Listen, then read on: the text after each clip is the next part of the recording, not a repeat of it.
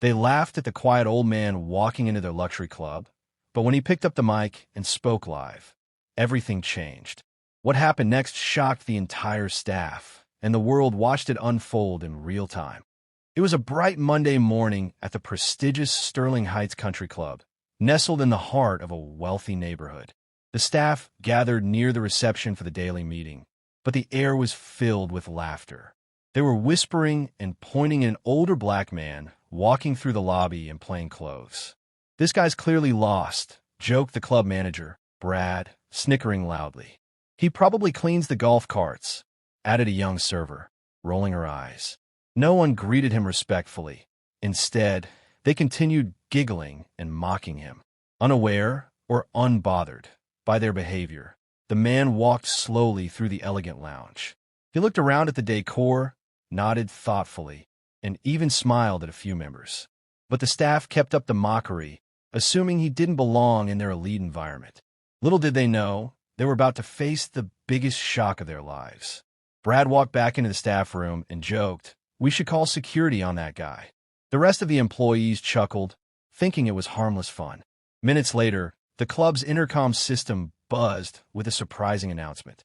"Attention staff, a live broadcast is about to begin in the main lounge. All personnel, please gather."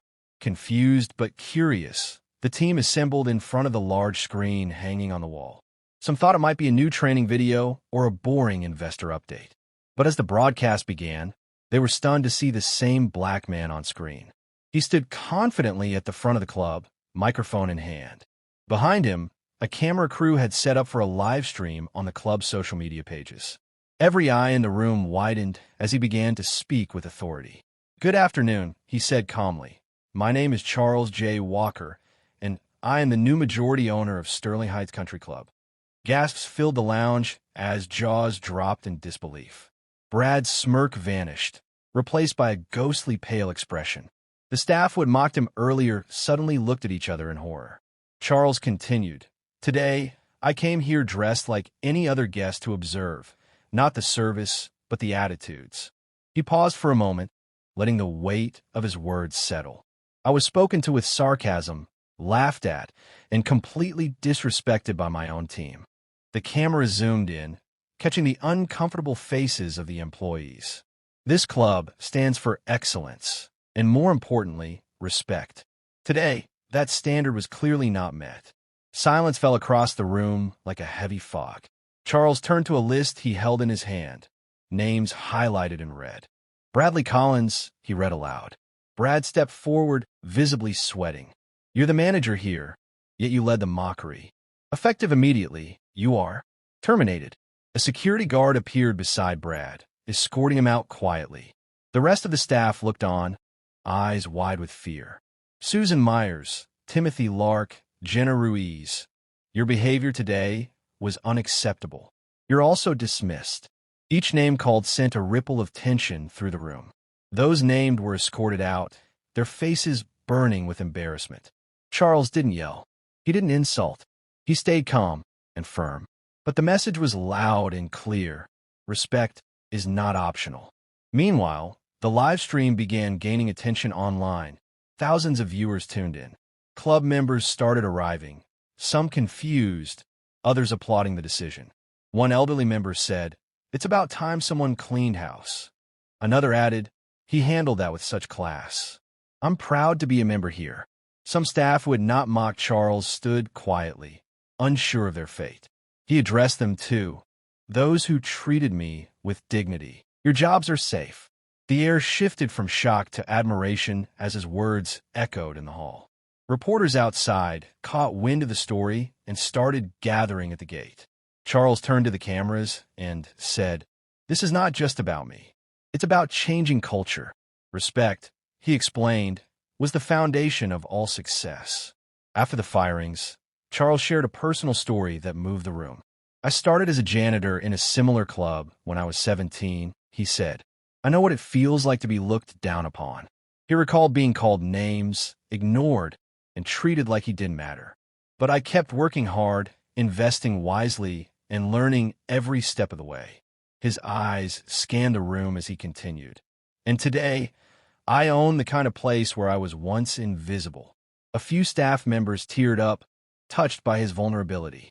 Charles smiled gently and said, I don't need applause. I just need accountability. It was a moment of truth, honest, raw, and deeply human, and it made his leadership unforgettable. Charles then outlined his new vision for the club. There will be training, monthly reviews, and open-door feedback policies. He also announced promotions for the few staff members who had treated him well.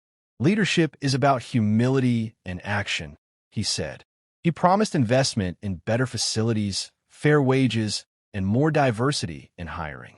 This club is for everyone, and excellence has no color. Applause broke out among the remaining staff and a few members. Change wasn't just a promise. It had already begun. Charles had flipped a moment of disrespect into a movement of progress. The staff felt hopeful, even those who had once doubted him. Clips of the live stream spread across social media like wildfire.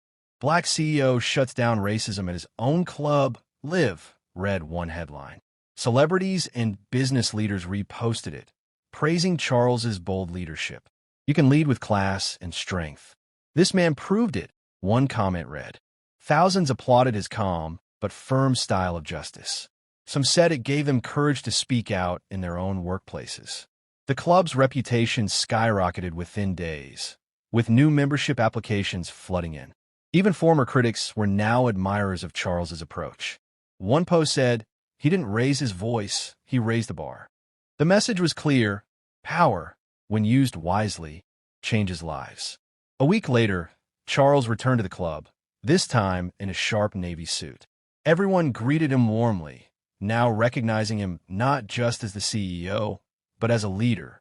He smiled and asked, how's the new team doing?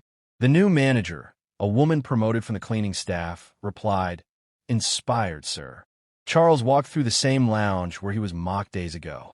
But now, it was filled with respect, energy, and gratitude. One new hire said, your story gives me hope. Thank you. He nodded and simply replied, that's why I'm here. It wasn't just about business, it was about dignity. And that's what made the difference. Charles sat in his office, overlooking the lush golf course. He opened a notebook and wrote one line. Asterisk, they laughed, but I led. Asterisk.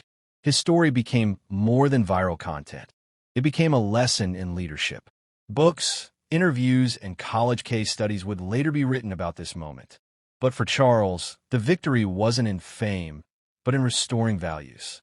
He knew that change starts with one firm stand, even in silence.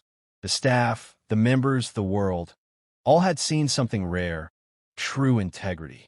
And in that luxury club, once blinded by arrogance, a new era had dawned. One built not on status or color, but on character and courage.